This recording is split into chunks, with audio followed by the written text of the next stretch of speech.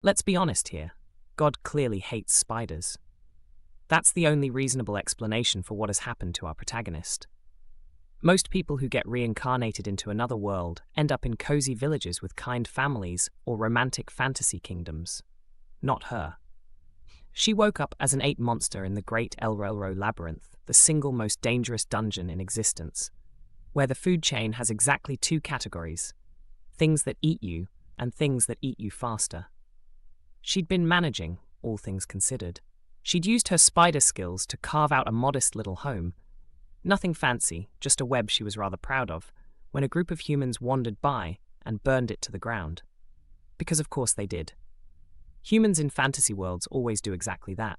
So there she was, homeless, bitter, and tumbling down into the lower stratum, which is basically the labyrinth's expert difficulty mode. The lower stratum welcomed her with all the warmth one might expect from a place where everything wants to kill you. First came an earth dragon, a creature so enormous, so casually lethal, that she didn't even think about fighting it. She just ran. Fast. Very fast. Then came the monkeys. An entire army of monkeys, apparently operating on some kind of personal vendetta against spiders. Individually, each monkey was stronger than her. Collectively, they were a screaming, chittering nightmare she barely survived by the skin of her fangs. But she did survive. Give the spider some credit. And then, in the aftermath of that monkey massacre, she noticed something strange. It was getting warm. Not pleasantly warm, more like something is very wrong warm. As she looked around, she spotted something she hadn't expected. A slope leading upward. Upward. Out of the lower stratum. Into the middle stratum. The excitement lasted exactly until she crested the top of that incline and found herself staring at a sea of bubbling, churning magma. What? The entire middle stratum was like this. One enormous underground volcano, rivers and lakes of magma, temperatures so scorching that her HP was literally dropping just from standing at the entrance. And as if that wasn't enough, she felt something warm near her rear, because her silk thread, which trails automatically whenever she moves, had caught fire. She had to sever it before her own backside combusted. Me without my thread, she thought, is like natto without the Bacillus subtilis natto bacterium. Not even fermented beans anymore. Just rotten trash. Utterly useless. Before she could finish processing this catastrophe, she noticed something swimming in the magma. It looked like a seahorse with arms and legs, paddling through molten rock like it was a pleasant afternoon swim. An appraisal revealed it as an Elro gunnerush, a lesser worm type that lives in the middle stratum, manipulates flames, and is protected by them. And the entire middle stratum is exactly this: scorching terrain, magma everywhere, monsters with fire resistance. Of course, her spider silk's primary weakness is fire. Of course. The seahorse noticed her. It took a deep breath and launched a fireball. She dodged, obviously, but when she tried to retaliate with thrown silk, just for the sake of trying, it caught fire in mid-air. She barely had time to sever the thread before it became a fuse leading directly to her. A second fireball came.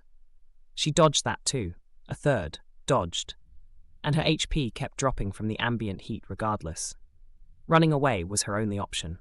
She retreated all the way back to the monkey corpse zone, which was now starting to feel like a 5-star resort by comparison. So, options. She could try to push through the middle stratum with her current loadout. Silk useless, long-range attacks non-existent, taking environmental damage just by breathing.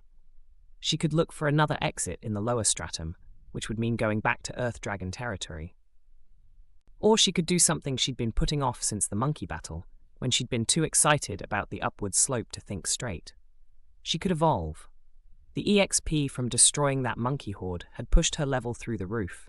She had 2 evolution options waiting. Taratect, the standard adult form, or small poison Taratect. She used appraisal to investigate. A new feature she'd just discovered, one that let her examine species options directly. The results were clear. Taratect, standard adult, a carnivore with poisonous fangs.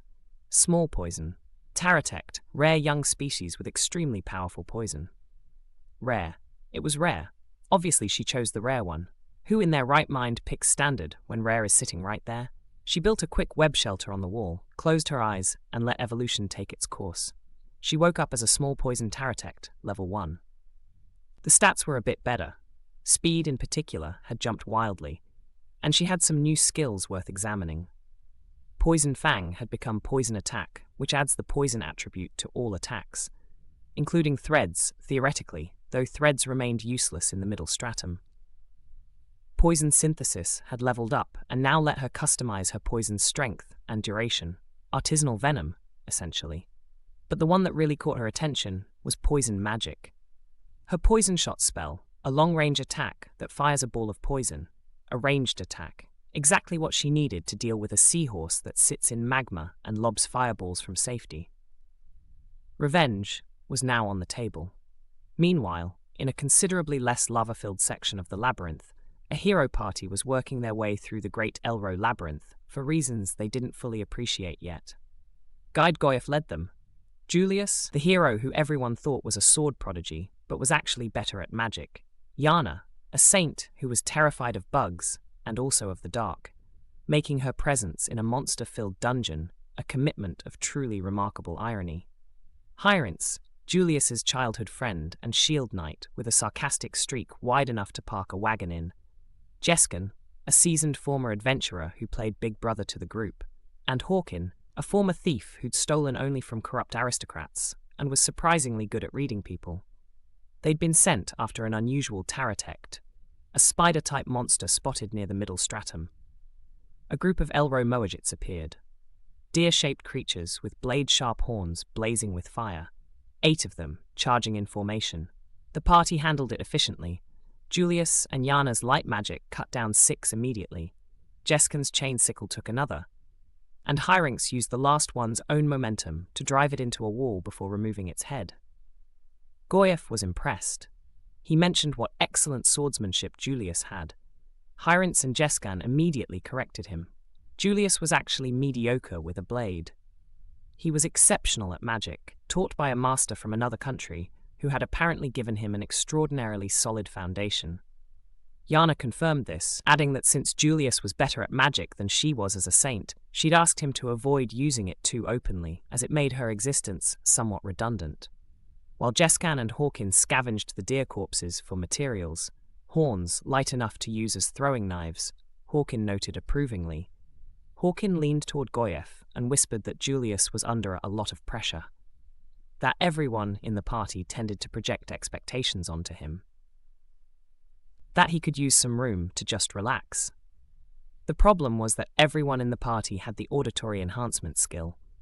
Every single one of them heard every word of that whisper, including Julius himself. Hawkin knew this. It was his way of communicating something Julius needed to hear without making it a confrontation. 3 more days to their destination, Goyf estimated. He hoped the Taratect wouldn't move, especially into the Middle Stratum. Taratects were vulnerable to fire after all. Completely preposterous to imagine one going there voluntarily. Back with the spider, the problem of magic had become an obsession. She needed 2 skills, magic power perception to sense magical energy, and magic power operation to manipulate it. She had exactly 200 skill points, the precise amount to buy both. This felt like the universe being kind to her for once. Naturally, it was a trap. The trap was detection. She'd acquired it early on, hoping for a simple enemy sensing skill. Instead, detection had turned out to be a combined perception system: magic power perception, physical perception, material perception, presence perception, danger perception, motion perception, heat perception, reaction perception, space perception, all firing simultaneously. Every time she activated it, her skull tried to implode. She'd semi-permanently sealed it off after 3 uses, because those 3 uses had leveled it up 3 times, and each level made it worse. And here was the problem. Magic power perception would almost certainly merge into detection when acquired. She couldn't use parts of detection individually, so magic remained out of reach. While she was searching the skill list for a solution, she found something else, something called pride. She appraised it twice to make sure she was reading it correctly. Pride, N% of the power to reach godhood. Upon acquiring, experience points and proficiency will greatly increase, along with improved growth capacity for every ability. The user will gain the ability to surpass the W system and interfere with the MA field. Skill points required, 100. She didn't understand the vocabulary, N% W system, MA field. None of it, appraised as anything comprehensible. The name was from the 7 deadly sins. In games, pride was always either a final boss or a cursed weapon. Everything about it screamed bad idea. She bought it anyway. Sometimes intuition overrides reason. The instant she saw it, something told her she had to have it. She couldn't explain it. The consequences were immediate and alarming. Her taboo skill jumped from level 2 to level 4. A title appeared, Ruler of Pride. Then, as a result of that title, 2 new skills, Abyss Magic level 10 and Hades. Abyss Magic turned out to be the highest form of dark magic, with 10 spells named after the circles of hell: Hellgate, Hell of Unbelievers, Hell of Lust, through Hell of Treachery. Hades, she tried to use experimentally. Nothing happened. She was fairly certain she'd done something cosmically irresponsible. The taboo skill leveling was supposed to be bad. She'd seen its description warning against raising it. But what was done was done. Almost immediately, skills started appearing. Prediction, vision enhancement, auditory enhancement, olfactory enhancement, tactile enhancement. Then parallel thinking, the ability to process multiple trains of thought simultaneously. Pride was flooding her with proficiency on everything. She tried detection again, parallel thinking active. It was still agony, but when she examined why, she noticed something disturbing. Her heresy resistance had leveled up during the attempt. Heresy attacks the soul directly. Detection wasn't just giving her a headache, it was affecting her soul. Her soul was aching. She decided not to think about that too hard and looked for another angle. Mental math, she thought. If arithmetic processing enhanced mental processing ability, maybe she could get it for free by actually doing arithmetic. Powers of 2. 2, 4, 8, 16, 32, 64, 128, 256, 512, 1024. Arithmetic processing level 1 acquired. She tried detection again, still too much. But arithmetic processing leveled up. Parallel thinking leveled up. The strategy was at least doing something. She shelved it as a long-term project. In another part of this reincarnation-infested world, a young man named Shun was attending the academy entrance ceremony. He was accompanied by his sister Sue and his friend Katia, both of them, like him, people who had died in a classroom accident in another world and found themselves reborn here. The academy was a place where aristocrats and talented commoners learned to fight, because this world needed fighters constantly. At the ceremony, a cheerful voice said, "Good morning," and there was their former teacher, now enrolled as a fellow student. The elf Philimos, who had been Miss Oka in their previous life, was tiny and enthusiastic and looked disturbingly like a child. Sue immediately regarded her with deep suspicion. After the ceremony, Philimos announced she wanted to introduce them to some people. The future saint and the future sword king, both also reincarnations. They didn't have to go far. 2 students approached, a dark-haired boy with dangerous eyes and a blonde girl with an air of composed elegance. The boy had been Kengo Natsume in their previous life. Now he was Hugo Baint Rengsant, crown prince of the Rengsant Empire and apparently a swordsmanship prodigy. Shun had never liked Natsume. He'd been the kind of person who used his physical superiority to subtly control everyone around him.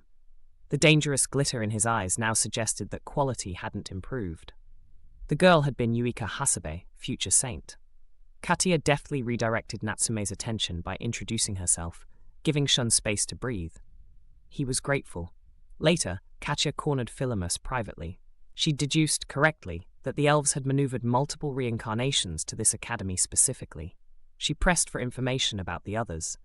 Philimos confirmed that 4 reincarnations had died: Kota Hayashi, Hiro Wakaba, Naofumi Kogure, Issei Sakurazaki. 2 others remained unaccounted for, but Philimos knew where they were and couldn't reach them. Then she said something unsettling. "Don't train your skills too much." Katia pushed back. They lived in a dangerous world. Shun's older brother was a hero who fought demons. They might end up on battlefields themselves.